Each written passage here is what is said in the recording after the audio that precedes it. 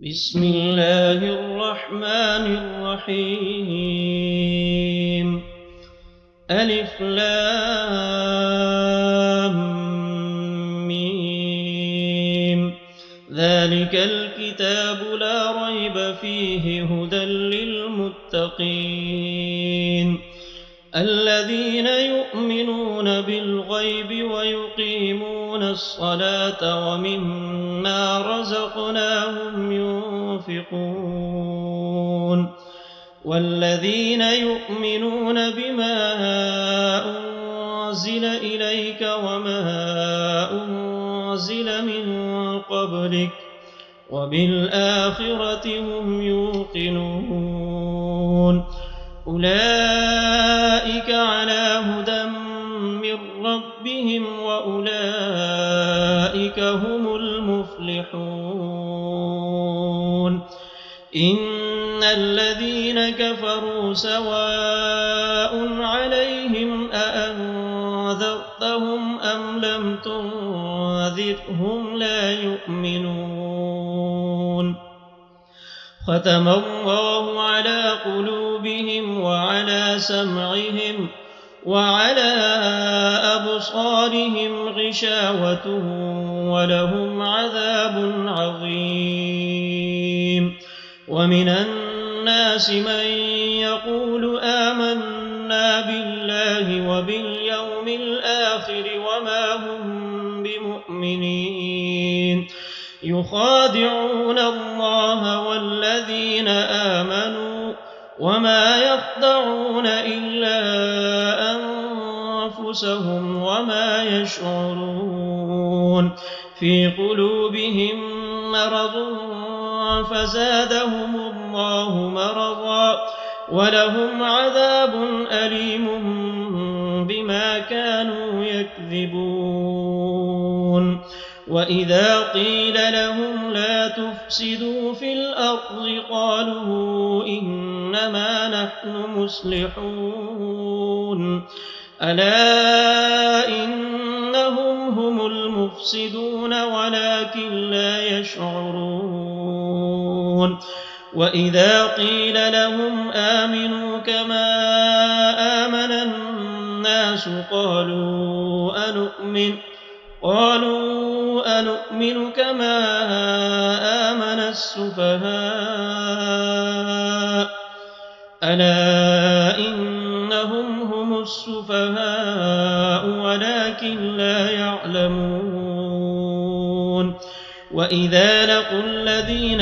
آمنوا قالوا آمنا وإذا خلوا إلى شياطينهم قالوا إنا معكم إنما نحن مستهزئون. الله يستهزئ بهم ويمدهم في طغيانهم يعمهون. أولئك الذين اشتروا الضلالة بالهدى فما ربحت تجارتهم وما كانوا مهتدين. مثلهم كمثل الذي استوقد نارا فلما أضاءت ما حوله ذهب الله بنورهم وتركهم في ظلمات لا يبصرون. صم بكم عمي فهم لا يرجعون. أو كصيب من السماء فيه ظلمات ورعد وبرق يجعلون أصابعهم في آذانهم من الصواعق حذر الموت والله محيط بالكافرين. يكاد البرق يخطف أبصارهم كلما أضاء لهم مشوا فيه وإذا أظلم عليهم قاموا ولو شاء الله لذهب بسمعهم وأبصارهم إن الله على كل شيء قدير. يا أيها الناس اعبدوا ربكم الذي خلقكم والذين من قبلكم لعلكم تتقون. الذي جعل لكم الأرض فراشا والسماء بناء وأنزل من السماء ماء فأخرج به من الثمرات رزقا لكم فلا تجعلوا لله أندادا وأنتم تعلمون. وإن كنتم في ريب مما نزلنا على عبدنا فأتوا بسورة من مثله وادعوا شهداءكم من دون الله إن كنتم صادقين.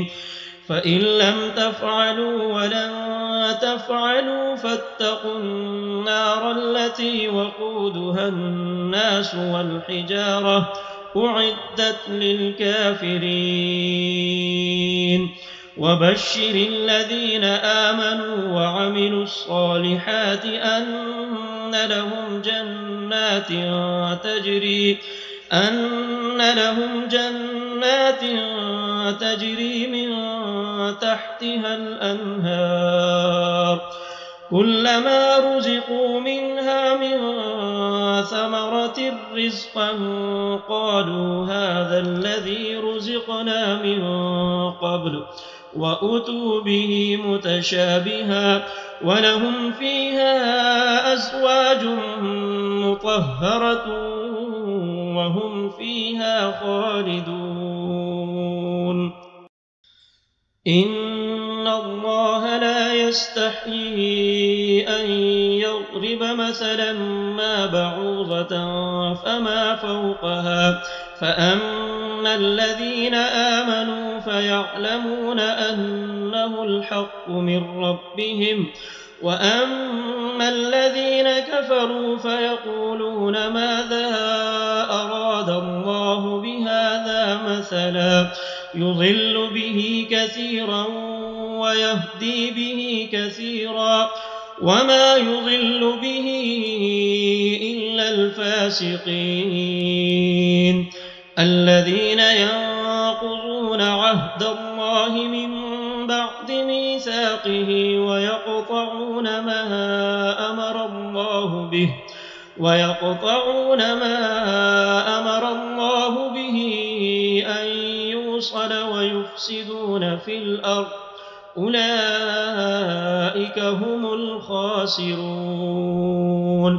كيف تكفرون بالله وكنتم أمواتا فأحياكم ثم يميتكم ثم يحييكم ثم إليه ترجعون. هو الذي خلق لكم ما في الأرض جميعا ثم استوى إلى السماء فسواهن 7 سماوات وهو بكل شيء عليم. وإذ قال ربك للملائكة إني جاعل في الأرض خليفة قالوا أتجعل فيها من يفسد فيها ويسفك الدماء ونحن نسبح بحمدك ونقدس لك قال إني أعلم ما لا تعلمون. وعلم آدم الأسماء كلها ثم عرضهم على الملائكة فقال أنبئوني بأسماء هؤلاء إن كنتم صادقين. قالوا سبحانك لا علم لنا إلا ما علمتنا إنك أنت العليم الحكيم قال يا آدم أنبئهم بأسمائهم فلما أنبأهم بأسمائهم قال ألم أقل لكم إني أعلم غيب السماوات والأرض وأعلم ما تبدون وما كنتم تكتمون وإذ قلنا للملائكة اسجدوا لآدم فسجدوا إلا إبليس أبى واستكبر وكان من الكافرين وقلنا يا آدم اسكن أنت وزوجك الجنة وكلا منها رغدا حيث شئتما ولا تقربا هذه الشجرة فتكونا من الظالمين فأزلهما الشيطان عنها فأخرجهما مما كانا فيه وقلنا اهبطوا بعضكم لبعض عدو ولكم في الأرض مستقر ومتاع إلى حين فتلقى آدم من ربه كلمات فتاب عليه إنه هو التواب الرحيم قلنا اهبطوا منها جميعا فإما يأتينكم مني هدى فمن تبع هداي فلا خوف عليهم ولا هم يحزنون والذين كفروا وكذبوا بآياتنا أولئك أصحاب النار هم فيها خالدون يا بني إسرائيل اذكروا نعمتي التي أنعمت عليكم وأوفوا بعهدي أوف بعهدكم وإياي فارهبون وآمنوا بما أنزلت مصدقا لما معكم ولا تكونوا أول كافر به ولا تشتروا بآياتي ثمنا قليلا وإياي فاتقون ولا تلبسوا الحق بالباطل وتكتموا الحق وأنتم تعلمون وأقيموا الصلاة وآتوا الزكاة واركعوا مع الراكعين أتأمرون الناس بالبر وتنسون أنفسكم وأنتم تتلون الكتاب أفلا تعقلون واستعينوا بالصبر والصلاة وإنها لكبيرة إلا على الخاشعين الذين يظنون أنهم ملاقو ربهم وأنهم إليه راجعون يا بني إسرائيل اذكروا نعمتي التي أنعمت عليكم وأني فضلتكم على العالمين واتقوا يوما لا تجزي نفس عن نفس شيئا ولا يقبل منها شفاعة ولا يؤخذ منها عدل ولا هم ينصرون وإذ نجيناكم من آل فرعون يسومونكم سوء العذاب يذبحون أبناءكم ويستحيون نساءكم وفي ذلكم بلاء من ربكم عظيم. وإذ فرقنا بكم البحر فأنجيناكم وأغرقنا آل فرعون وأنتم تنظرون. وإذ واعدنا موسى 40 ليلة ثم اتخذتم العجل من بعده وأنتم ظالمون ثم عفونا عنكم من بعد ذلك لعلكم تشكرون. وإذ آتينا موسى الكتاب والفرقان لعلكم تهتدون. وإذ قال موسى لقومه يا قوم إنكم ظلمتم أنفسكم باتخاذكم العجل فتوبوا إلى بارئكم فاقتلوا أنفسكم ذلكم خير لكم عند بارئكم فتاب عليكم إنه هو التواب الرحيم. وإذ قلتم يا موسى لن نؤمن لك حتى نرى الله جهرة فأخذتكم الصاعقة وأنتم تنظرون ثم بعثناكم من بعد موتكم لعلكم تشكرون.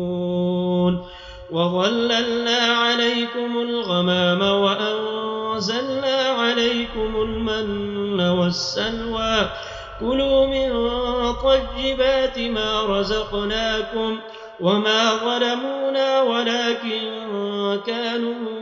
أنفسهم يظلمون. وإذ قلنا ادخلوا هذه القرية فكلوا منها حيث شئتم رغدا وادخلوا الباب سجدا وقولوا حطة نغفر لكم خطاياكم وسنزيد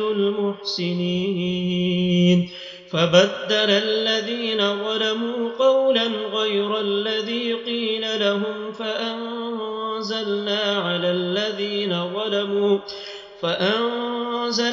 على الذين ظلموا رجزا من السماء بما كانوا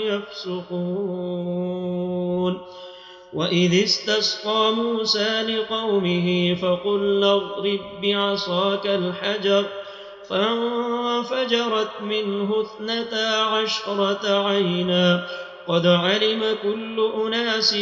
مشربهم كلوا واشربوا من رزق الله ولا تعثوا في الأرض مفسدين. وإذ قلتم يا موسى لن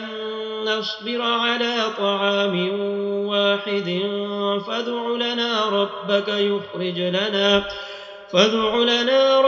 يخرج لنا مما تنبت الأرض من بقلها وقثائها وفومها وعدسها وبصلها قال أتستبدلون الذي هو أدنى بالذي هو خير اهبطوا مصرا فإن لكم ما سألتم وضربت عليهم الذلة والمسكنة وباءوا بغضب من الله ذلك بأنهم كانوا يكفرون بآيات الله ويقتلون النبيين بغير الحق ذلك بما عصوا وكانوا يعتدون. إن الذين آمنوا والذين هادوا والنصارى والصابئين من آمن بالله واليوم الآخر وعمل صالحا فلهم أجرهم عند ربهم ولا خوف عليهم ولا هم يحزنون. وإذ أخذنا ميثاقكم ورفعنا فوقكم الطور خذوا ما آتيناكم بقوة واذكروا ما فيه لعلكم تتقون ثم توليتم من بعد ذلك فلولا فضل الله عليكم ورحمته لكنتم من الخاسرين ولقد علمتم الذين اعتدوا منكم في السبت فقلنا لهم كونوا قردة خاسئين فجعلناها نكالا لما بين يديها وما خلفها وموعظة للمتقين وإذ قال موسى لقومه إن الله يأمركم أن تذبحوا بقرة قالوا أتتخذنا هزوا قال أعوذ بالله أن أكون من الجاهلين قالوا ادع لنا ربك يبين لنا ما هي قال إنه يقول إنها بقرة لا فارغ ولا بكر عوان بين ذلك فافعلوا ما تؤمرون قالوا ادع لنا ربك يبين لنا ما لونها قال إنه يقول إنها بقرة صفراء فاقع لونها تسر الناظرين قالوا ادع لنا ربك يبين لنا ما هي إن البقرة شابه علينا وإنا إن شاء الله لمهتدون قال إنه يقول إنها بقرة لا ذلول تثير الأرض ولا تسقي الحرث مسلمة لا شية فيها قالوا الآن جئت بالحق فذبحوها وما كادوا يفعلون وإذ قتلتم نفسا فادارأتم فيها والله مخرج ما كنتم تكتمون فقلنا اضربوه ببعضها كذلك يحيي الله الموتى ويريكم آياته لعلكم تعقلون ثم قست قلوبكم من بعد ذلك فهي كالحجارة أو أشد قسوة وإن من الحجارة لما يتفجر منه الأنهار وإن منها لما يشقق فيخرج منه الماء وإن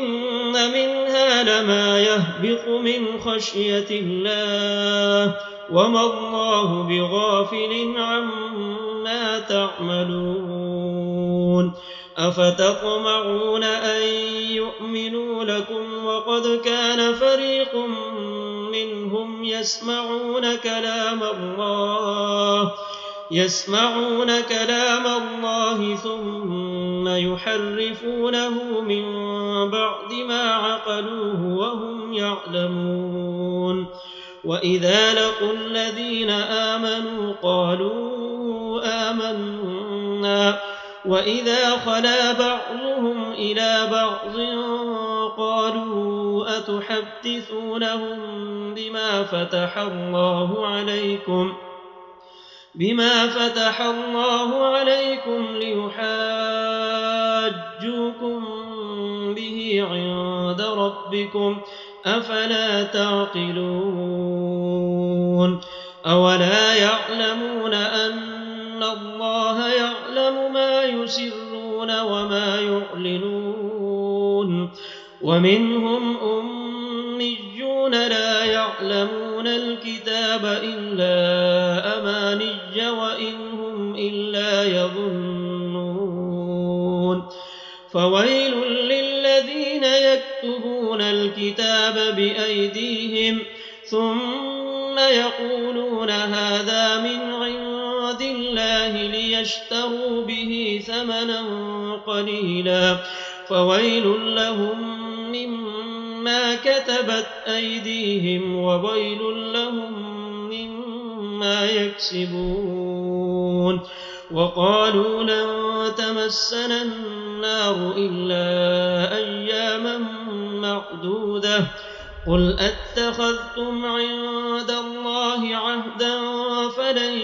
يخلف الله عهده أم تقولون على الله ما لا تعلمون بلى من كسب سيئة وأحاطت به خطيئته فأولئك أصحاب النار هم فيها خالدون والذين آمنوا وعملوا الصالحات أولئك أصحاب الجنة هم فيها خالدون وإذ أخذنا ميثاق بني إسرائيل لا تعبدون إلا الله وبالوالدين إحسانا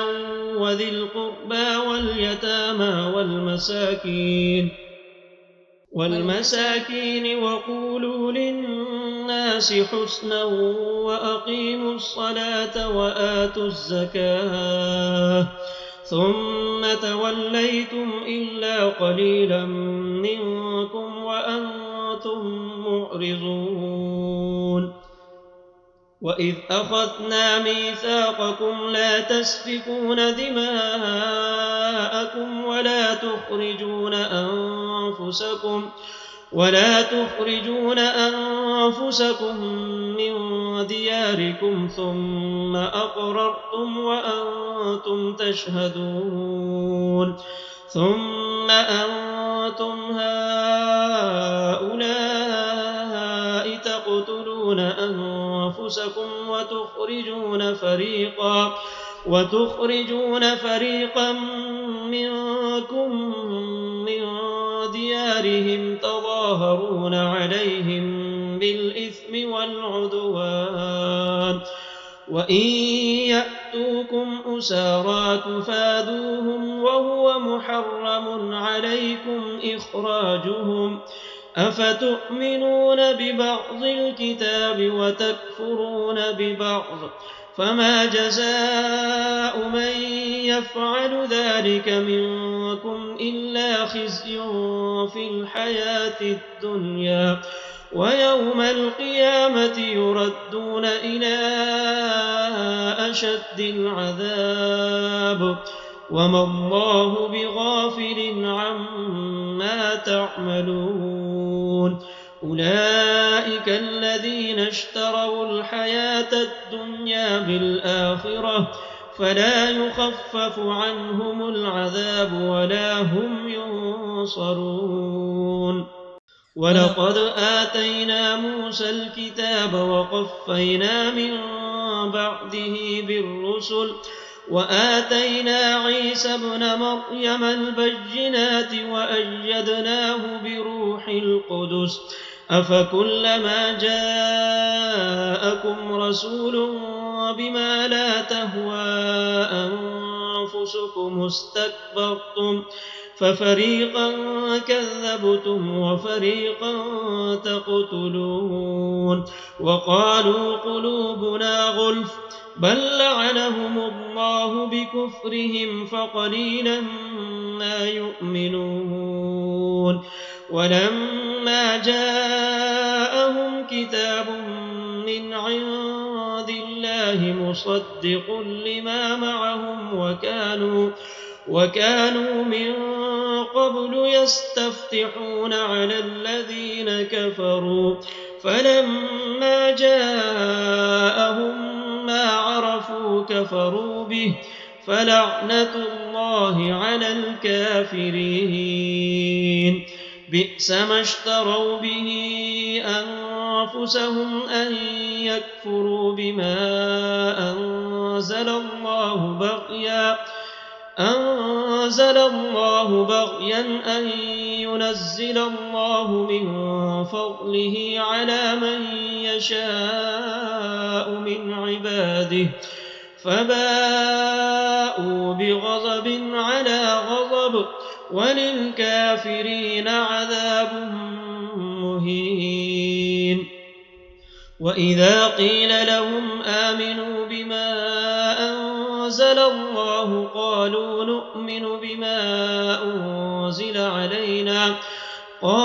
نؤمن بما أنزل علينا ويكفرون بما وراءه وهو الحق مصدقا لما معهم قل فلم تقتلون أنبياء الله من قبل إن كنتم مؤمنين ولقد جاءكم موسى بالبينات ثم اتخذتم العجل من بعده وأنتم ظالمون وإذ أخذنا ميثاقكم ورفعنا فوقكم الطور خذوا ما آتيناكم بقوة واسمعوا قالوا سمعنا وعصينا وأشربوا في قلوبهم العجل بكفرهم قل بئس ما يأمركم به إيمانكم إن كنتم مؤمنين قل إن كانت لكم الدار الآخرة عند الله خالصة من دون الناس فتمنوا الموت إن كنتم صادقين ولن يتمنوه أبدا بما قدمت أيديهم والله عليم بالظالمين ولتجدنهم أحرص الناس على حياة ومن الذين أشركوا يود أحدهم لو يعمر 1000 سنة وما هو بمزحزحه من العذاب أن يعمر والله بصير بما يعملون قل من كان عدوا لجبريل فإنه نزله على قلبك بإذن الله مصدقا لما بين يديه وهدى وبشرى للمؤمنين من كان عدوا لله وملائكته ورسله وجبريل وميكال فإن الله عدو للكافرين ولقد أنزلنا إليك آيات بينات وما يكفر بها إلا الفاسقون أوكلما عاهدوا عهدا نبذه فريق منهم بل أكثرهم لا يؤمنون ولما جاءهم رسول من عند الله مصدق لما معهم نبذ فريق من الذين أوتوا الكتاب كتاب الله وراء ظهورهم كأنهم لا يعلمون واتبعوا ما تتلو الشياطين على ملك سليمان وما كفر سليمان ولكن الشياطين كفروا يعلمون الناس السحر وما أنزل على الملكين ببابل هاروت وماروت وما يعلمان من أحد حتى يقولا إنما نحن فتنة فلا تكفر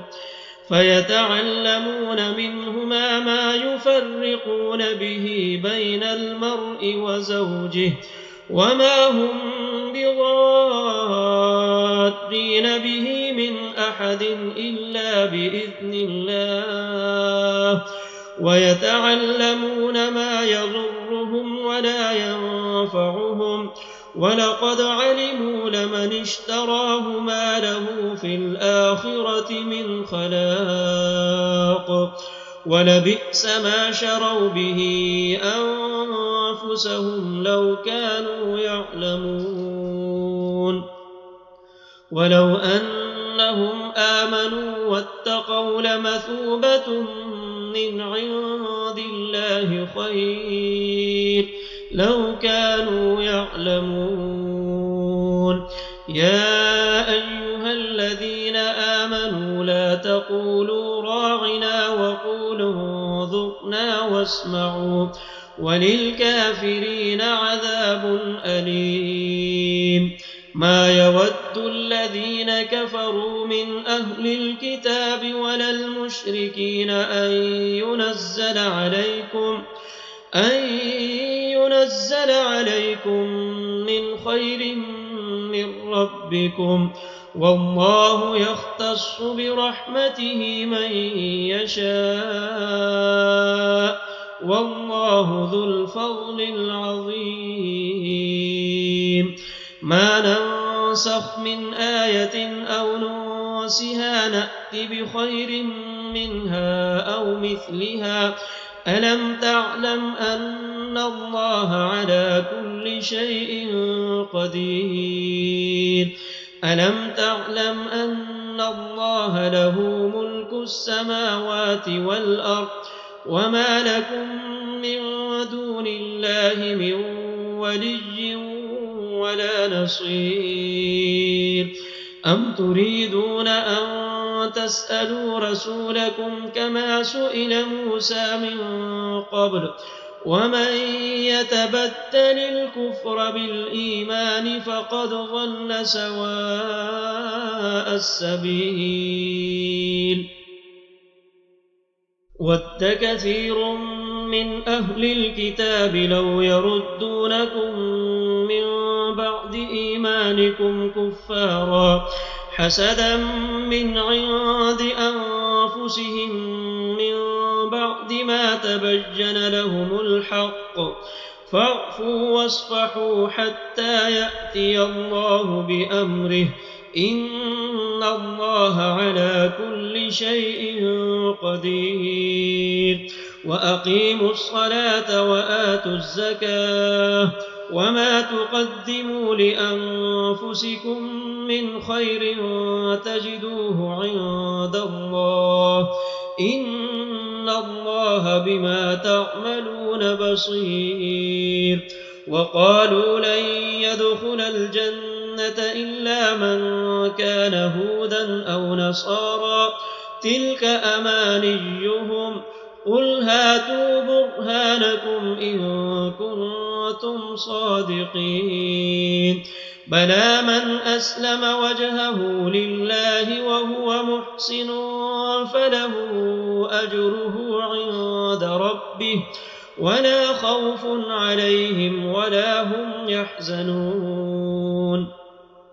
وقالت اليهود ليست النصارى على شيء وقالت النصارى ليست اليهود على شيء وهم يتلون الكتاب كذلك قال الذين لا يعلمون مثل قولهم فالله يحكم بينهم يوم القيامة فيما كانوا فيه يختلفون ومن أظلم ممن منع مساجد الله أن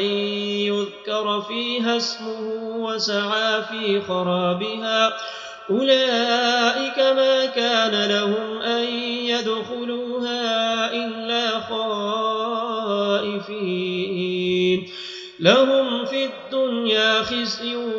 ولهم في الآخرة عذاب عظيم. ولله المشرق والمغرب فأينما تولوا فثم وجه الله إن الله واسع عليم. وقالوا اتخذ الله ولدا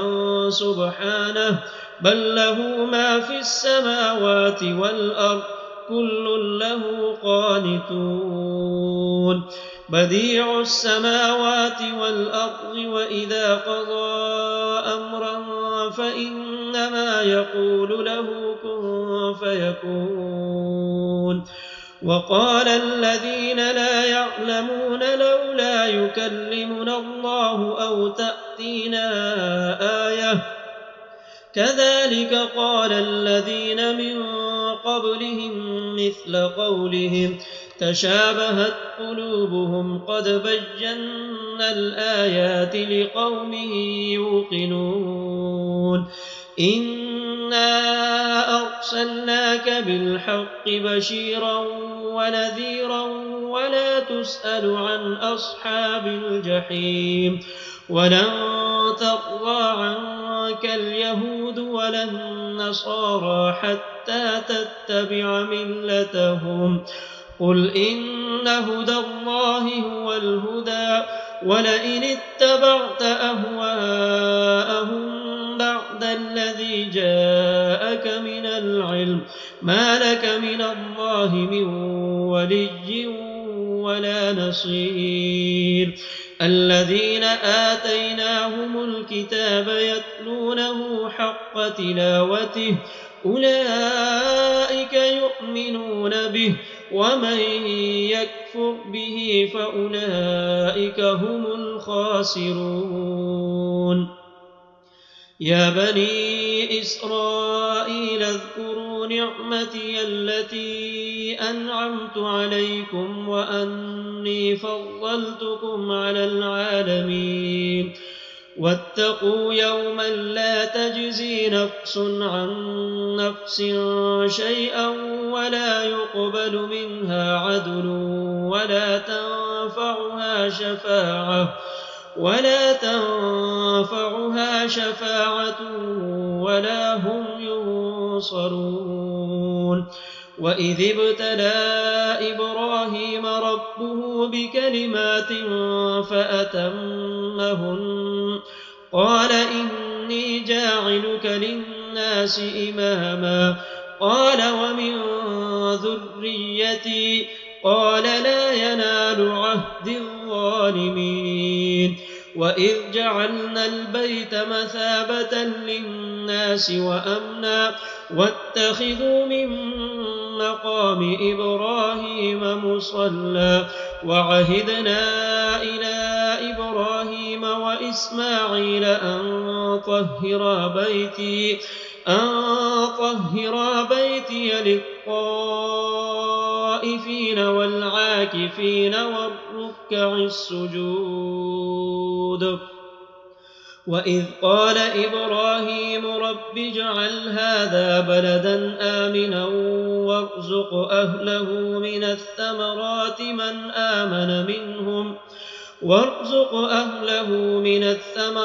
من آمن منهم بالله واليوم الآخر قال ومن كفر فأمتعه قليلا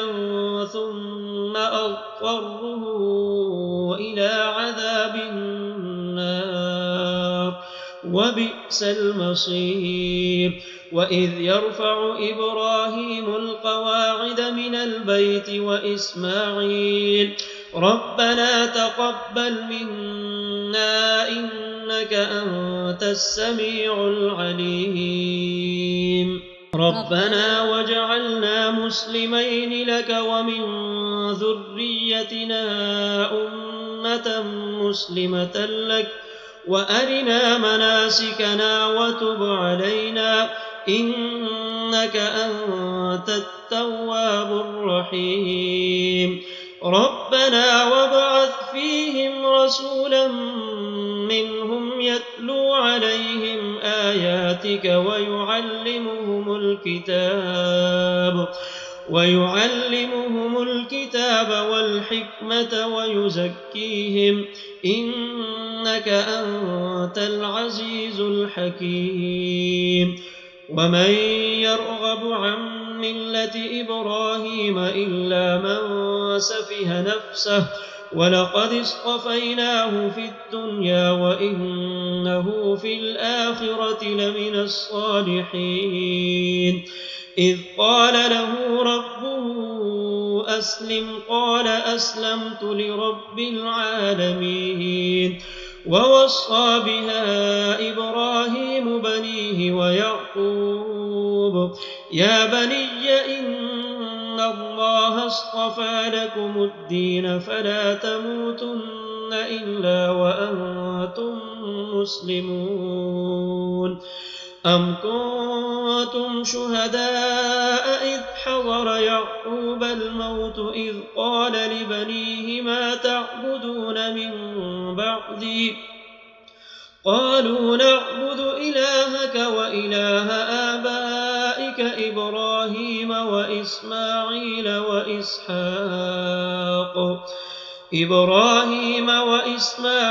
وإسحاق إلها واحدا ونحن له مسلمون. تلك أمة قد خلت لها ما كسبت ولكم ما كسبتم ولا تسألون عما كانوا يعملون. وقالوا كونوا هودا أو نصارى تهتدوا قل بل ملة إبراهيم حنيفا وما كان من المشركين. قولوا آمنا بالله وما أنزل إلينا وما أنزل إلى إبراهيم وإسماعيل وإسحاق ويعقوب والأسباط وما أوتي موسى وعيسى وما أوتي النبيون من ربهم لا نفرق بين أحد منهم ونحن له مسلمون. فإن آمنوا بمثل ما آمنتم به فقد اهتدوا وإن تولوا فإنما هم في شقاق فسيكفيكهم الله وهو السميع العليم. صبغة الله ومن أحسن من الله صبغة ونحن له عابدون. قل أتحاجوننا في الله وهو ربنا وربكم ولنا أعمالنا ولكم أعمالكم ونحن له مخلصون. أم تقولون إن إبراهيم وإسماعيل وإسحاق ويعقوب والأسباط كانوا هودا أو نصارى قل أأنتم أعلم أم الله ومن أظلم ممن كتم شهادة عنده من الله وما الله بغافل عما تعملون. تلك أمة قد خلت لها ما كسبت ولكم ما كسبتم ولا تسألون عما كانوا يعملون. سيقول السفهاء من الناس ما ولاهم عن قبلتهم التي كانوا عليها قل لله المشرق والمغرب يهدي من يشاء إلى صراط مستقيم. وكذلك جعلناكم أمة وسطا لتكونوا شهداء على الناس لتكونوا شهداء على الناس ويكون الرسول عليكم شهيدا وما جعلنا القبلة التي كنت عليها إلا لنعلم من يتبع الرسول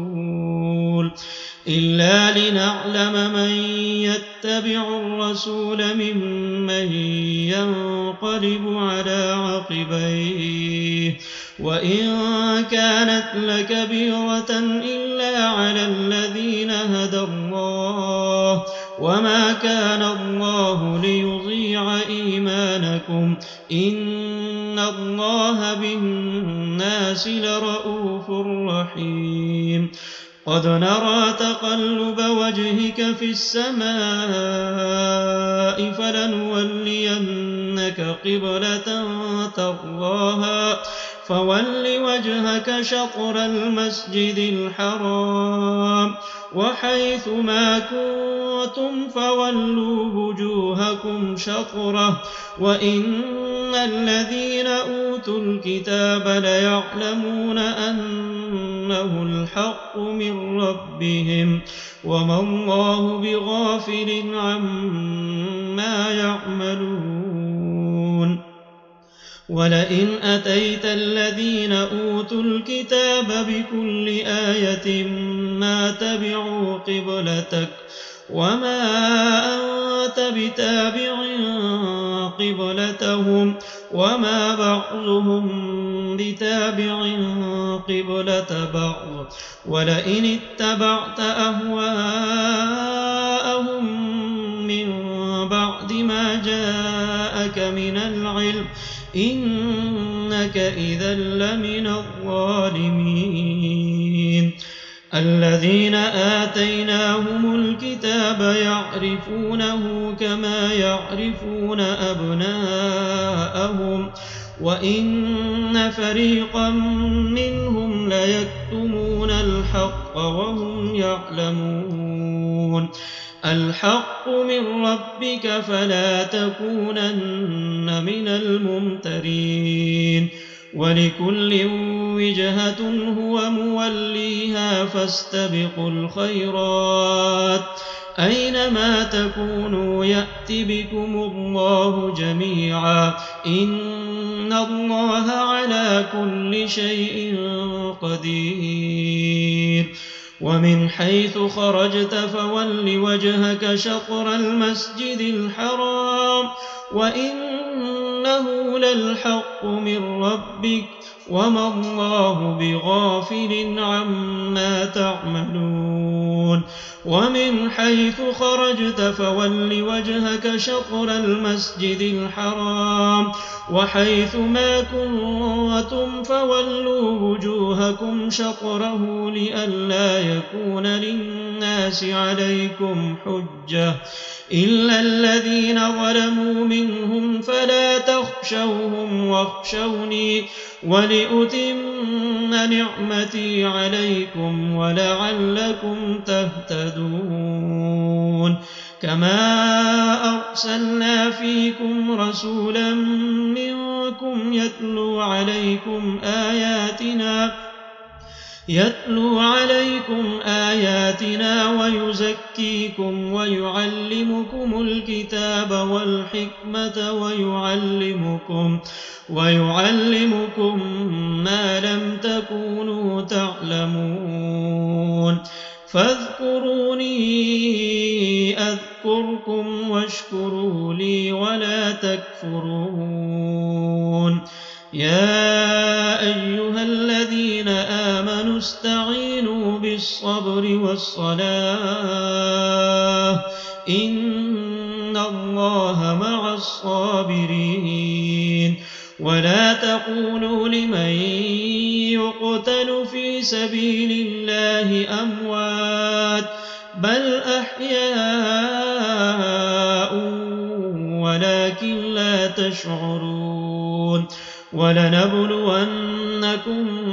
بشيء من الخوف والجوع ونقص من الأموال والأنفس والثمرات وبشر الصابرين الذين إذا أصابتهم مصيبة قالوا إنا لله وإنا إليه راجعون أولئك عليهم صلوات من ربهم ورحمة وأولئك هم المهتدون إن الصفا والمروة من شعائر الله فمن حج البيت أو اعتمر فلا جناح عليه أن يطوف بهما ومن تطوع خيرا فإن الله شاكر عليم إن الذين يكتمون ما أنزلنا من البينات والهدى من بعد ما بيناه للناس في الكتاب أولئك يلعنهم الله ويلعنهم اللاعنون إلا الذين تابوا وأصلحوا وبينوا فأولئك أتوب عليهم وأنا التواب الرحيم إن الذين كفروا وماتوا وهم كفار أولئك عليهم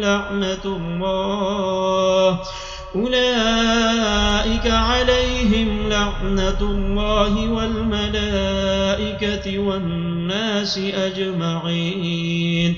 خالدين فيها لا يخفف عنهم العذاب ولا هم ينظرون وإلهكم إله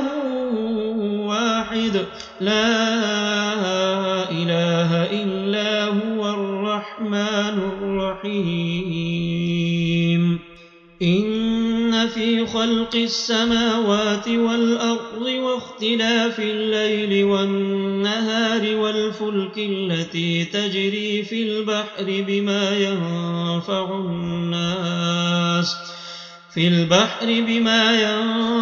الناس وما أنزل الله من السماء من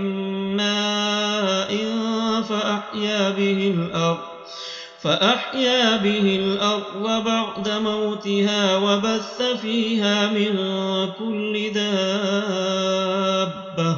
وتصريف الرياح والسحاب المسخر بين السماء والأرض لآيات لقوم يعقلون ومن الناس من يتخذ من دون الله أندادا يحبونهم كحب الله والذين آمنوا أشد حبا لله ولو يرى الذين ظلموا إذ يرون العذاب أن القوة لله جميعا وأن الله شديد العذاب إذ تبرأ الذين اتبعوا من الذين اتبعوا ورأوا العذاب وتقطعت بهم الأسباب وقال الذين اتبعوا لو أن لنا كرة فنتبرأ منهم كما تبرأوا منا كذلك يريهم الله أعمالهم حسرات عليهم وما هم بخارجين من النار يا أيها الناس كلوا مما في الأرض حلالا طيبا ولا تتبعوا خطوات الشيطان إنه لكم عدو مبين إنما يأمركم بالسوء والفحشاء وأن تقولوا على الله ما لا تعلمون وإذا قيل لهم اتبعوا ما أنزل الله قالوا بل نتبع ما ألفينا عليه آباءنا أولو كان آباؤهم لا يعقلون شيئا ولا يهتدون ومثل الذين كفروا كمثل الذي ينعق بما لا يسمع إلا دعاء ونداء صم بكم عمي فهم لا يعقلون يا أيها الذين آمنوا كلوا من طيبات ما رزقناكم واشكروا لله إن كنتم إياه تعبدون إنما حرم عليكم الميتة والدم ولحم الخنزير وما أهل به لغير الله فمن اضطر غير باغ ولا عاد فلا إثم عليه إن الله غفور رحيم إن الذين يكتمون ما أنزل الله من الكتاب ويشترون به ثمنا قليلا أولئك ما يأكلون في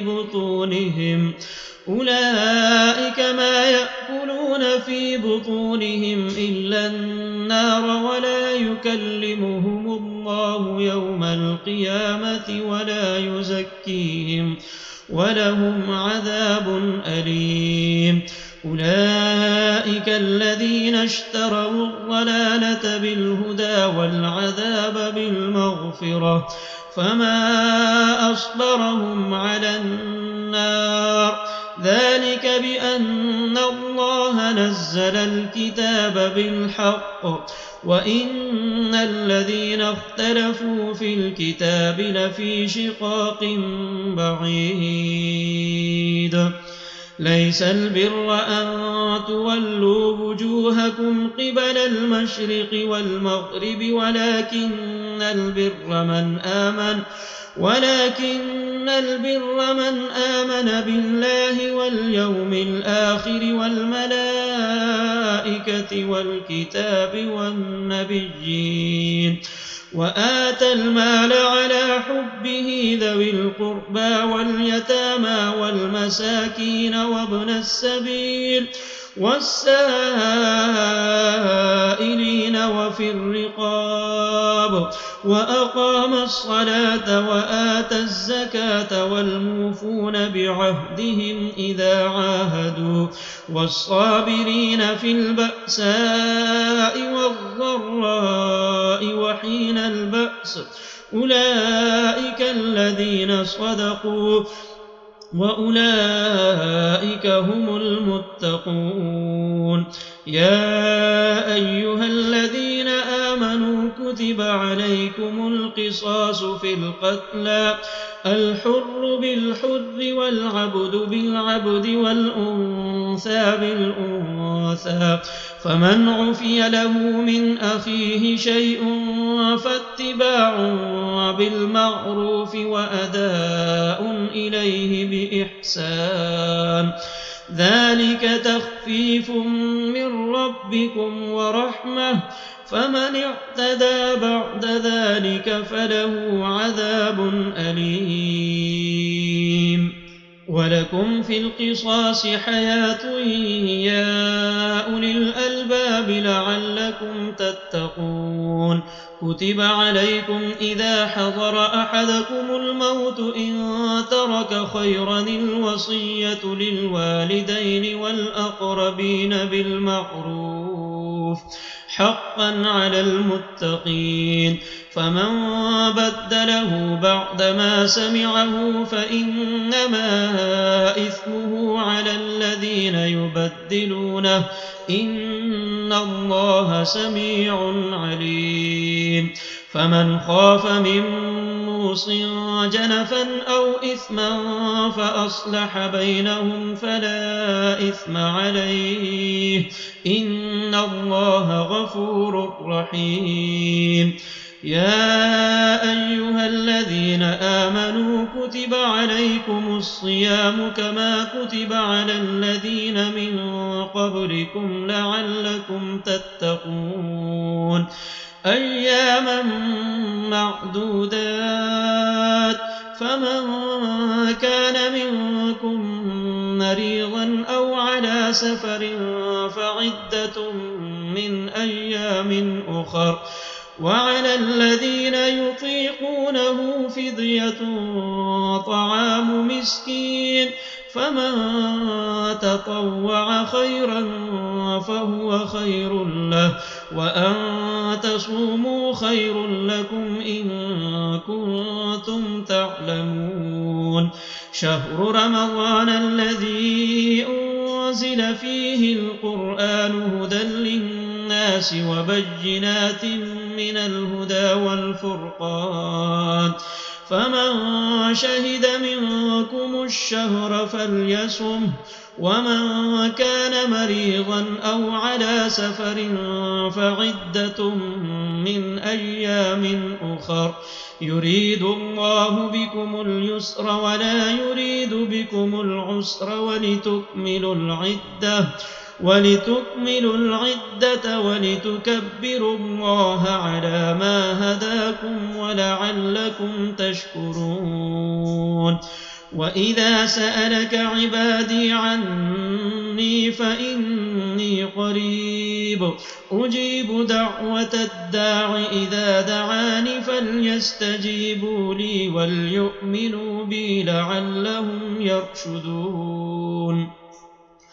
أحل لكم ليلة الصيام الرفث إلى نسائكم هن لباس لكم وأنتم لباس لهن علم الله أنكم كنتم تختانون أنفسكم فتاب عليكم وعفى عنكم فالآن باشروهن وابتغوا ما كتب الله لكم وكلوا واشربوا حتى يتبين لكم الخيط الأبيض من الخيط الأسود من الفجر ثم أتموا الصيام إلى الليل ولا تباشروهن وأنتم عاكفون في المساجد تلك حدود الله فلا تقربوها كذلك يبين الله آياته للناس لعلهم يتقون. ولا تأكلوا أموالكم بينكم بالباطل وتدلوا بها إلى الحكام لتأكلوا فريقا من أموال الناس بالإثم وأنتم تعلمون. يسألونك عن الأهلة قل هي مواقيت للناس والحج وليس البر بأن تأتوا البيوت من ظهورها ولكن البر من اتقى وأتوا البيوت من أبوابها واتقوا الله لعلكم تفلحون. وقاتلوا في سبيل الله الذين يقاتلونكم ولا تعتدوا إن الله لا يحب المعتدين. واقتلوهم حيث ثقفتموهم وأخرجوهم من حيث أخرجوكم والفتنة أشد من القتل ولا تقاتلوهم عند المسجد الحرام حتى يقاتلوكم فيه فإن قاتلوكم فاقتلوهم كذلك جزاء الكافرين فإن انتهوا فإن الله غفور رحيم وقاتلوهم حتى لا تكون فتنة ويكون الدين لله فإن انتهوا فلا عدوان إلا على الظالمين الشهر الحرام بالشهر الحرام والحرمات قصاص فمن اعتدى عليكم فاعتدوا عليه بمثل ما اعتدى عليكم واتقوا الله واعلموا أن الله مع المتقين وأنفقوا في سبيل الله ولا تلقوا بأيديكم إلى التهلكة وأحسنوا إن الله يحب المحسنين وأتموا الحج والعمرة لله فإن أحصرتم فما استيسر من الهدي ولا تحلقوا رؤوسكم حتى يبلغ الهدي محله فمن كان منكم مريضا أو به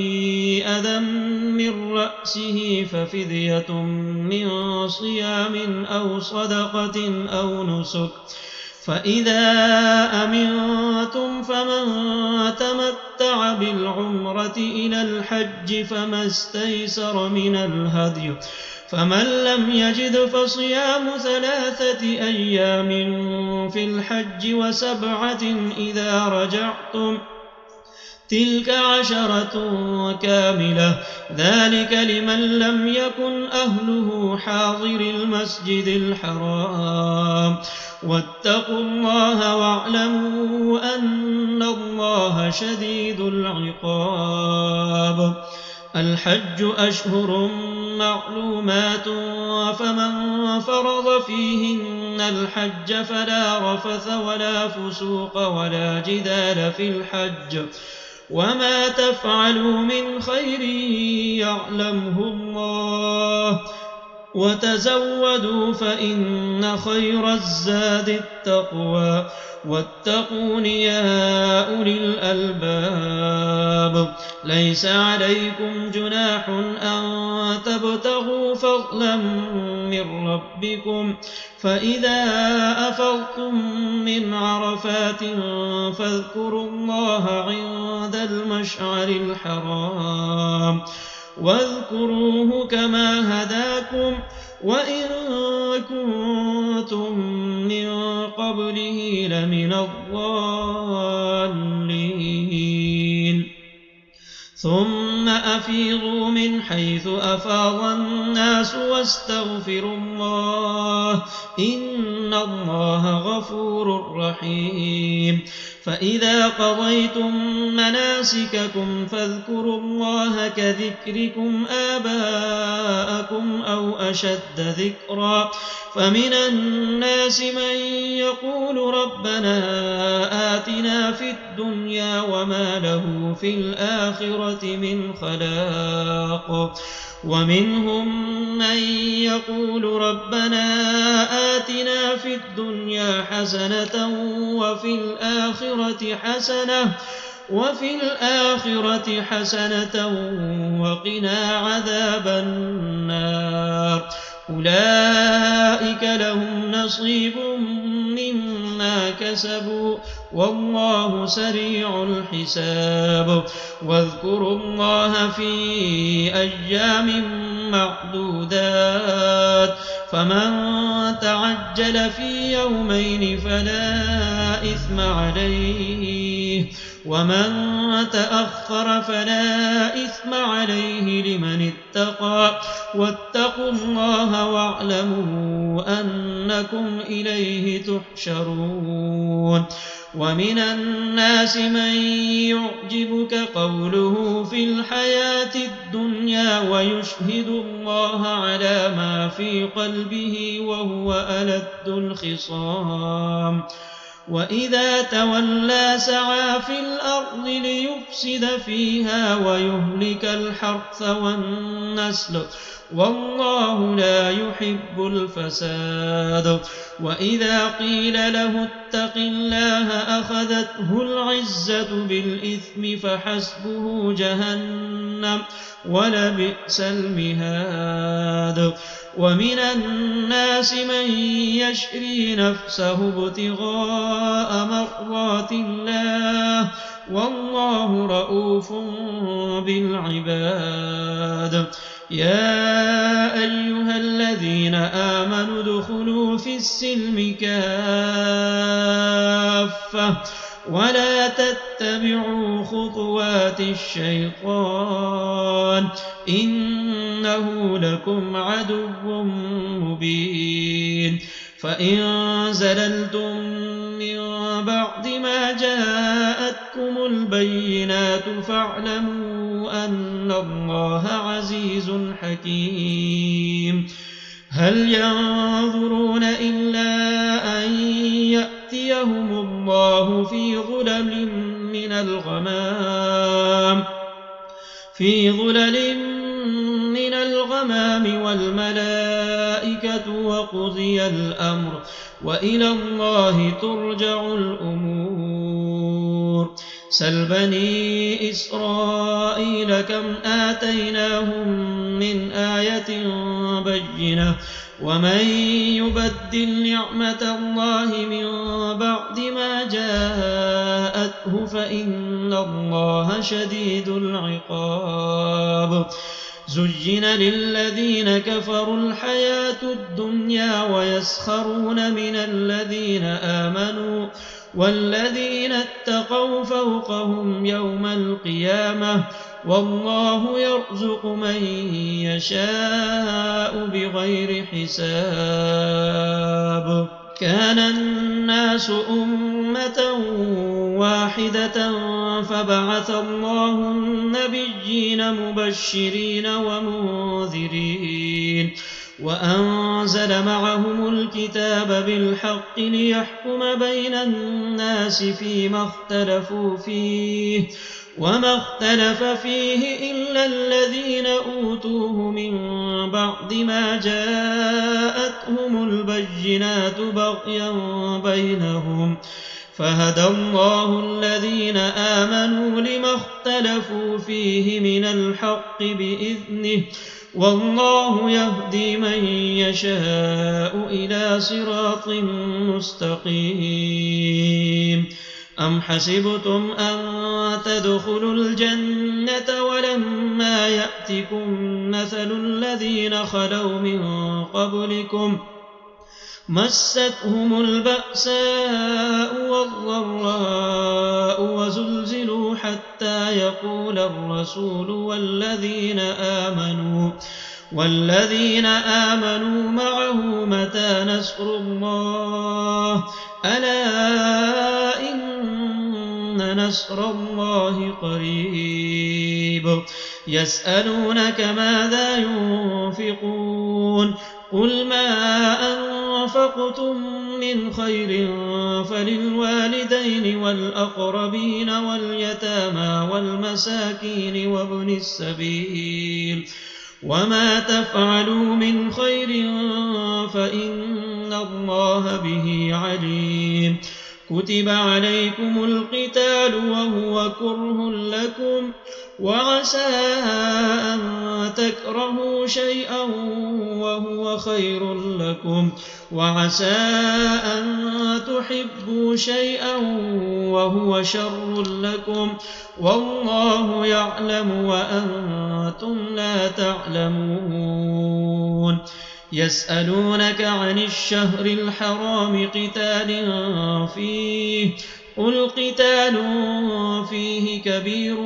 وصد عن سبيل الله وكفر به والمسجد الحرام وإخراج أهله منه أكبر عند الله الله والفتنة أكبر من القتل ولا يزالون يقاتلونكم حتى يردوكم عن دينكم إن استطاعوا ومن يرتدد منكم عن دينه فيمت وهو كافر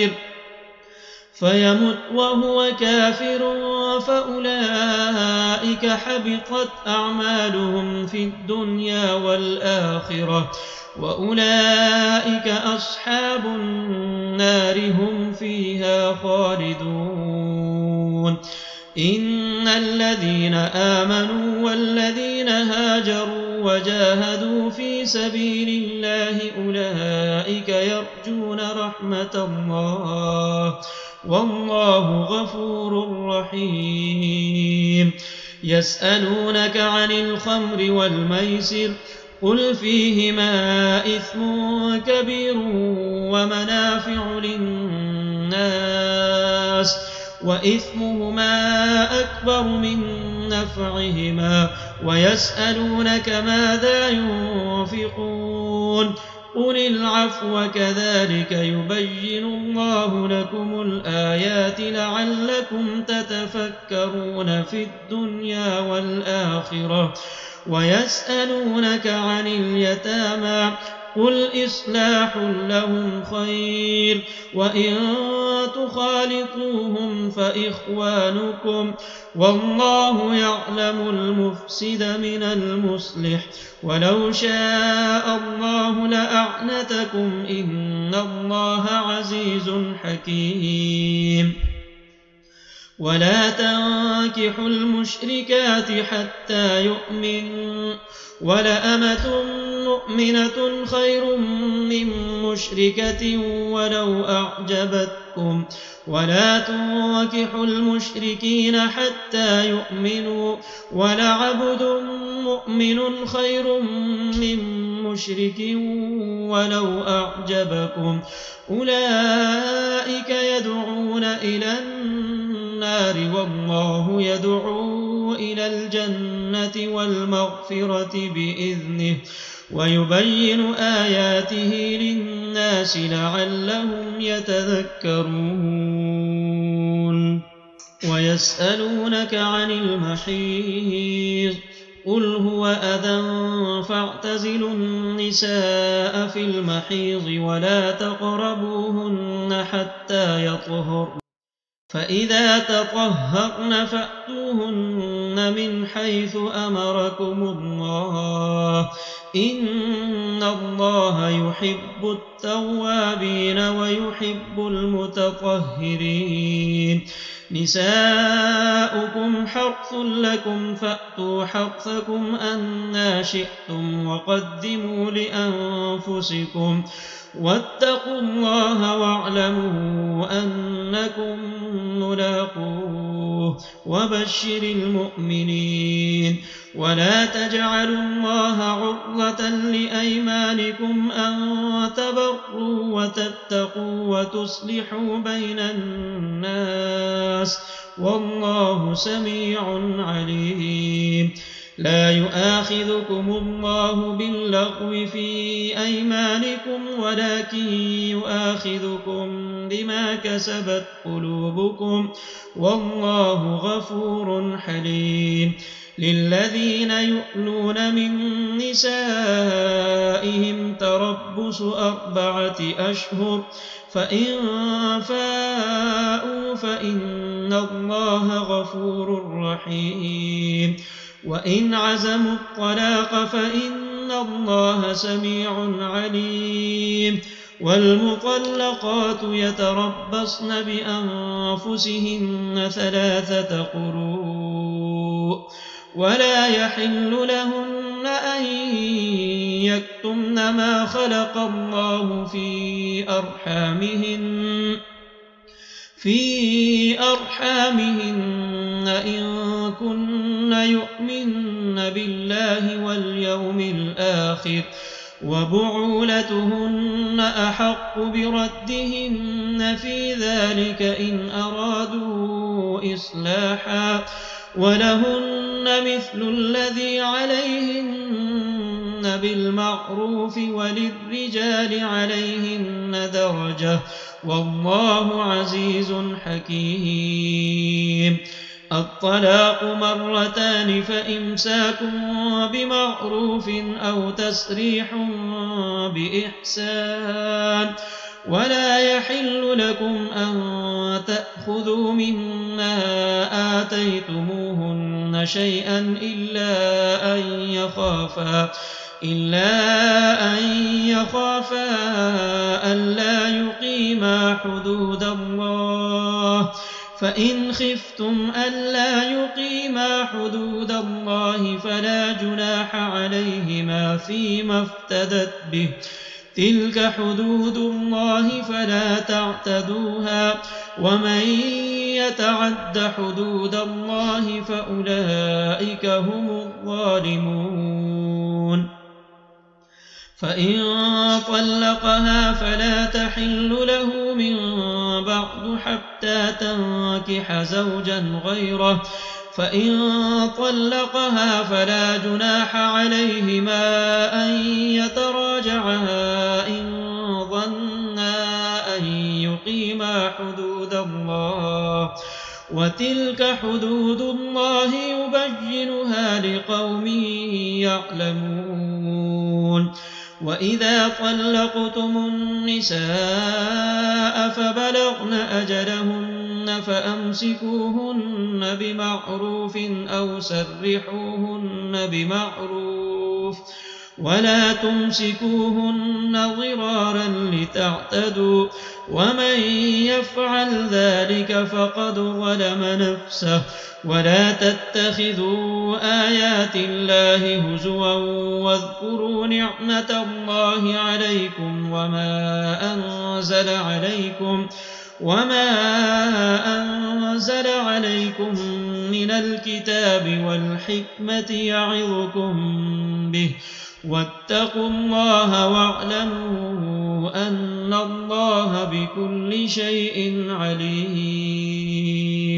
وإذا طلقتم النساء فبلغن أجلهن فلا تعضلوهن أن ينكحن أزواجهن إذا تراضوا بينهم بالمعروف ذلك يوعظ به من كان منكم يؤمن بالله واليوم الآخر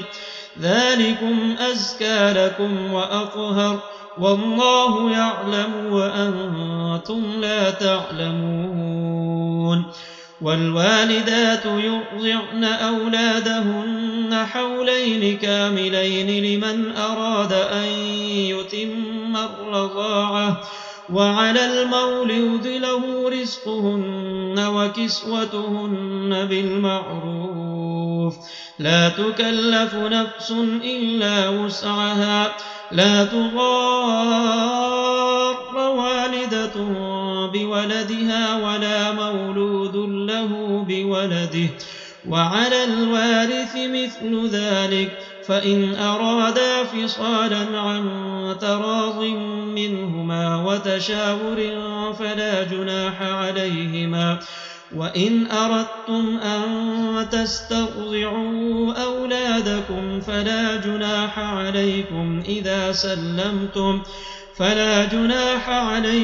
إذا سلمتم ما آتيتم بالمعروف واتقوا الله واعلموا أن الله بما تعملون بصير. والذين يتوفون منكم ويذرون أزواجا يتربصن بأنفسهن 4 أشهر وعشرا فإذا بلغن أجلهن فلا جناح عليكم فيما فعلن في أنفسهن بالمعروف والله بما تعملون خبير. ولا جناح عليكم فيما عرضتم به من خطبة النساء أو أكننتم في أنفسكم علم الله أنكم ستذكرونهن ولكن لا تواعدوهن سرا إلا أن تقولوا قولا معروفا ولا تعزموا عقدة النكاح حتى يبلغ الكتاب أجله واعلموا أن الله يعلم ما في أنفسكم فاحذروه واعلموا أن الله غفور حليم. لا جناح عليكم إن طلقتم النساء ما لم تمسوهن أو تفرضوا لهن فريضة ومتعوهن على الموسع قدره وعلى المقتر قدره متاعا بالمعروف حقا على المحسنين. وإن طلقتموهن من قبل أن تمسوهن وقد فرضتم لهن فريضة فنصف ما فرضتم إلا أن يعفون أو يعفو الذي بيده عقدة النكاح وأن تعفوا أقرب للتقوى ولا تنسوا الفضل بينكم إن الله بما تعملون بصير. حافظوا على الصلوات والصلاة الوسطى وقوموا لله قانتين. فإن خفتم فرجالا أو ركبانا فإذا أمنتم فاذكروا الله كما علمكم ما لم تكونوا تعلمون. والذين يتوفون منكم ويذرون أزواجا وصية لأزواجهم متاعا إلى الحول غير إخراج فإن خرجن فلا جناح عليكم فيما فعلن في أنفسهن من معروف والله عزيز حكيم. وللمطلقات متاع بالمعروف حقا على المتقين كذلك يبين الله لكم آياته لعلكم تعقلون. ألم تر إلى الذين خرجوا من ديارهم وهم ألوف حذر الموت فقال لهم الله موتوا ثم أحياهم إن الله لذو فضل على الناس ولكن أكثر الناس لا يشكرون. وقاتلوا في سبيل الله واعلموا أن الله سميع عليم. من ذا الذي يقرض الله قرضا حسنا فيضاعفه له أضعافا كثيرة والله يقبض ويبسط وإليه ترجعون. ألم تر إلى الملأ من بني إسرائيل من بعد موسى إذ قالوا لنبي له مبعث لنا ملكا نقاتل في سبيل الله قال هل عسيتم إن كتب عليكم القتال ألا تقاتلوا قالوا وما لنا ألا نقاتل في سبيل الله وقد أخرجنا من ديارنا وأبنائنا فلما كتب عليهم القتال تولوا إلا قليلا منهم والله عليم بالظالمين. وقال لهم نبيهم إن الله قد بعث لكم طالوت ملكا قالوا أنى يكون له الملك علينا ونحن أحق بالملك منه ولم يؤت سعة من المال. قال إن الله اصطفاه عليكم وزاده بسطة في العلم والجسم والله يؤتي ملكه من يشاء والله واسع عليم. وقال لهم نبيهم إن آية ملكه أن يأتيكم التابوت فيه سكينة من ربكم وبقية مما ترك آل موسى وآل هارون تحمله الملائكة إن في ذلك لآية لكم إن كنتم مؤمنين. فلما فصل طالوت بالجنود قال إن الله مبتليكم بنهر فمن شرب منه فليس مني ومن لم يطعمه فإنه مني إلا من اغترف غرفة بيده فشربوا منه إلا قليلا منهم. فلما جاوزه هو والذين آمنوا معه قالوا لا طاقة لنا اليوم بجالوت وجنوده. قال الذين يظنون أنهم ملاقو الله كم من فئة قليلة غلبت فئة كثيرة بإذن الله والله مع الصابرين.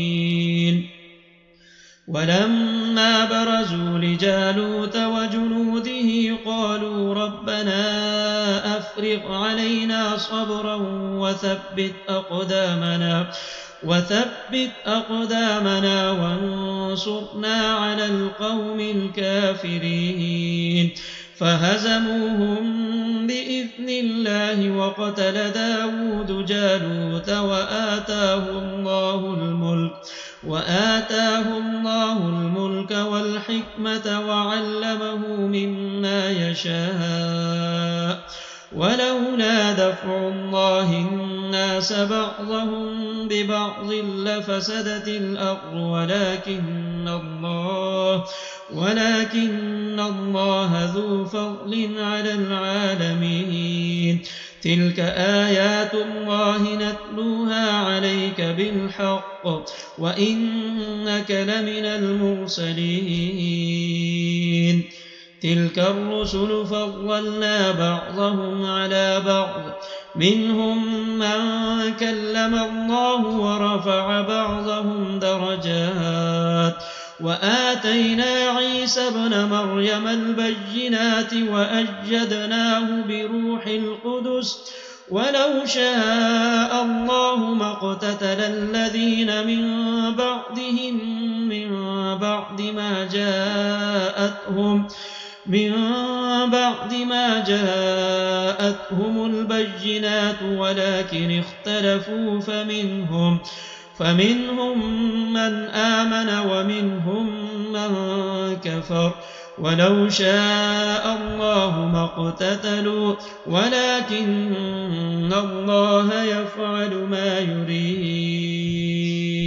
يا أيها الذين آمنوا أنفقوا مما رزقناكم من قبل أن يأتي يوم لا بيع فيه ولا خلة ولا شفاعة والكافرون هم الظالمون. الله لا إله إلا هو الحي القيوم لا تأخذه سنة ولا نوم له ما في السماوات وما في الأرض من ذا الذي يشفع عنده إلا بإذنه يعلم ما بين أيديهم وما خلفهم ولا يحيطون بشيء من علمه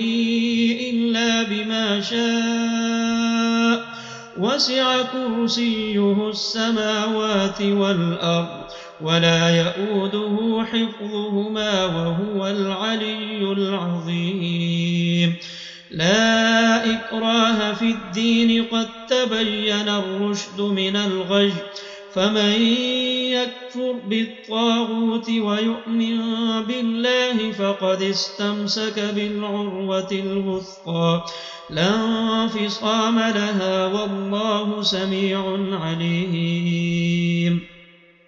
الله ولي الذين آمنوا يخرجهم من الظلمات إلى النور والذين كفروا أولياؤهم الطاغوت يخرجونهم من النور إلى الظلمات أولئك أصحاب النار هم فيها خالدون ألم تر إلى الذي حاج إبراهيم في ربه أن آتاه الله الملك إذ قال إبراهيم ربي الذي يحيي ويميت قال أنا أحيي وأميت قال إبراهيم فإن الله يأتي بالشمس من المشرق فأت بها من المغرب فبهت الذي كفر والله لا يهدي القوم الظالمين أو كالذي مر على قرية وهي خاوية على عروشها قال أنى يحيي هذه الله بعد موتها فأماته الله 100 عام ثم بعثه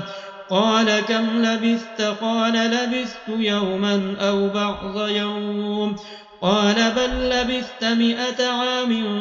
فانظر إلى طعامك وشرابك لم يتسنه وانظر إلى حمارك ولنجعلك آية للناس وانظر إلى العظام كيف ننشزها ثم نكسوها لحما فلما تبين له قال أعلم أن الله على كل شيء قدير وإذ قال إبراهيم رب أرني كيف تحيي الموتى قال أولم تؤمن قال بلى ولكن ليطمئن قلبي قال فخذ 4 من الطير فصرهن إليك ثم اجعل على كل جبل منهن جزءا ثم ادعهن يأتينك سعيا واعلم أن الله عزيز حكيم مثل الذين ينفقون أموالهم في سبيل الله كمثل حبة أنبتت 7 سنابل في كل سنبلة 100 حبة والله يضاعف لمن يشاء والله واسع عليم الذين ينفقون أموالهم في سبيل الله ثم لا يتبعون ما أنفقوا منا ولا أذى لهم أجرهم عند ربهم ولا خوف عليهم ولا هم يحزنون قول معروف ومغفرة خير من صدقة يتبعها أذى والله غني حليم يا أيها الذين آمنوا لا تبطلوا صدقاتكم بالمن والأذى كالذي ينفق ماله رئاء الناس ولا يؤمن بالله واليوم الآخر فمثله كمثل صفوان عليه تراب فأصابه وابل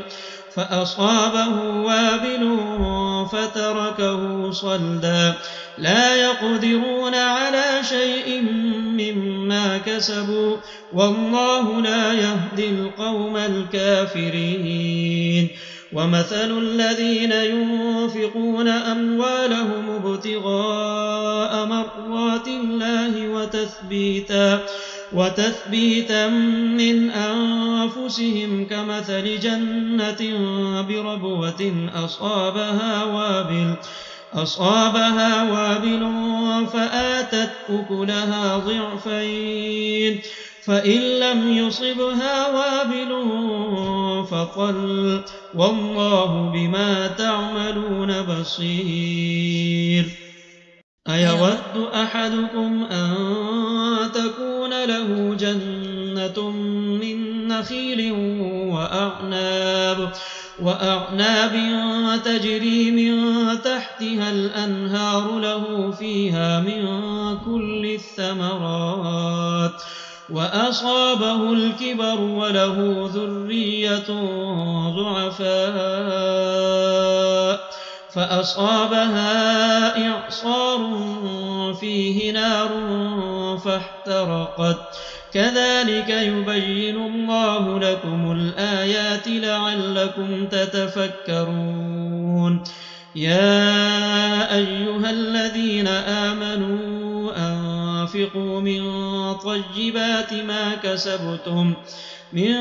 طيبات ما كسبتم ومما أخرجنا لكم من الأرض ولا تيمموا الخبيث منه تنفقون ولستم بآخذيه إلا أن تغمضوا فيه واعلموا أن الله غني حميد الشيطان يعدكم الفقر ويأمركم بالفحشاء والله يعدكم مغفرة منه وفضلا والله واسع عليم يؤتي الحكمة من يشاء ومن يؤت الحكمة فقد أوتي خيرا كثيرا وما يذكر إلا أولو الألباب وما أنفقتم من نفقة أو نذرتم من نذر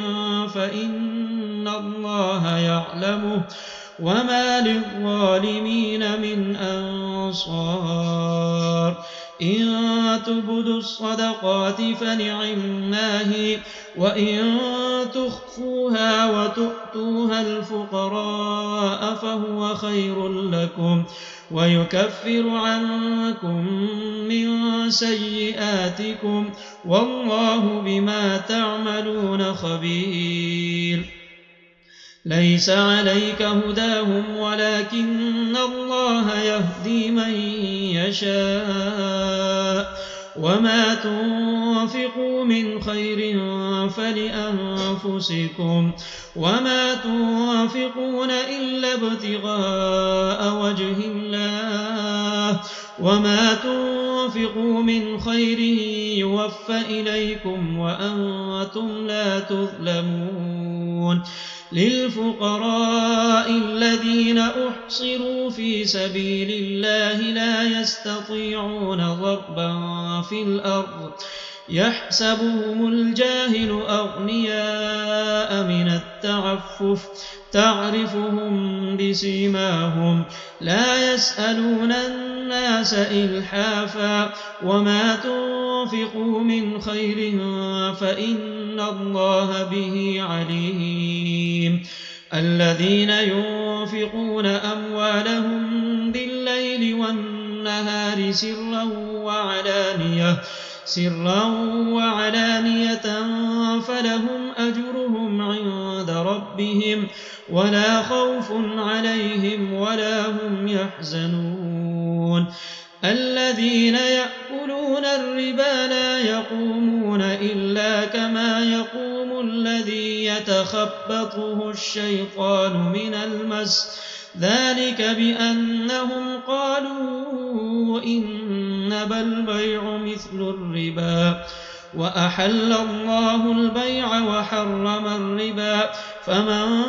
جاءه موعظة من ربه فانتهى فله ما سلف وأمره إلى الله ومن عاد فأولئك أصحاب النار هم فيها خالدون يمحق الله الربا ويربي الصدقات والله لا يحب كل كفار أثيم إن الذين آمنوا وعملوا الصالحات وأقاموا الصلاة وآتوا الزكاة لهم أجرهم عند ربهم ولا خوف عليهم ولا هم يحزنون يا أيها الذين آمنوا اتقوا الله وذروا ما بقي من الربا إن كنتم مؤمنين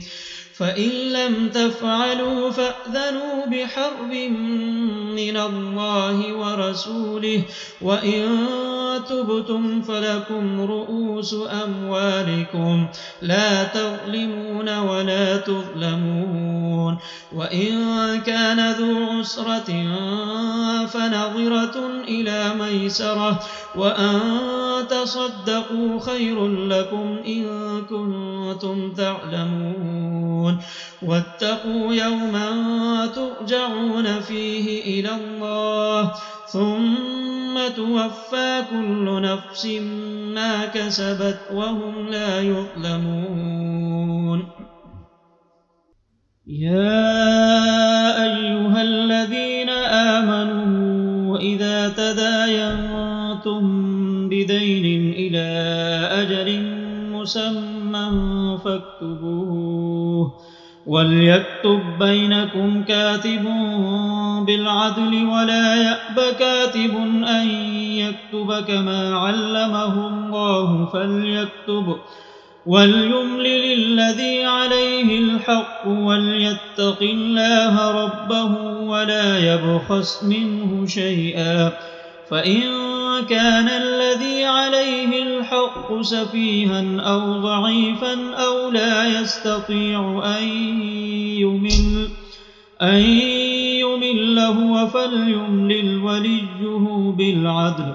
واستشهدوا شهيدين من رجالكم فإن لم يكونا رجلين فرجل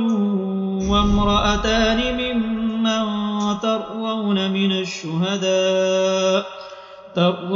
من الشهداء أن تضل إحداهما فتذكر إحداهما الأخرى ولا يأبى الشهداء إذا ما دعوا ولا تسأموا أن تكتبوه صغيرا أو كبيرا إلى أجله ذلكم أقسط عند الله وأقوم للشهادة وأدنى ألا ترتابوا إلا أن تكون تجارة حاضرة تديرونها بينكم فليس عليكم جناح ألا تكتبوها وأشهدوا إذا تبايعتم ولا يضار كاتب ولا شهيد وإن تفعلوا فإنه فسوق بكم واتقوا الله ويعلمكم الله والله بكل شيء عليم وإن كنتم على سفر ولم تجدوا كاتبا فرهان مقبوضة، فإن أمن بعضكم بعضا فليؤد الذي اؤتمن أمانته وليتق الله ربه ولا تكتموا الشهادة، ومن يكتمها فإنه آثم قلبه والله بما تعملون عليم. لله ما في السماوات وما في الأرض، وإن تبدوا ما في أنفسكم أو تخفوه يحاسبكم به الله فيغفر لمن يشاء ويعذب من يشاء، والله على كل شيء قدير. آمن الرسول بما أنزل إليه من ربه والمؤمنون كل آمن بالله وملائكته وكتبه ورسله لا نفرق بين أحد من رسله وقالوا سمعنا وأطعنا غفرانك ربنا وإليك المصير. لا يكلف الله نفسا إلا وسعها، لها ما كسبت وعليها ما اكتسبت، ربنا لا تؤاخذنا إن نسينا أو أخطأنا، ربنا ولا تحمل علينا إصرا كما حملته على الذين من قبلنا، ربنا ولا تحملنا ما لا طاقة لنا به واعف عنا واغفر لنا وارحمنا أنت مولانا فانصرنا على القوم الكافرين.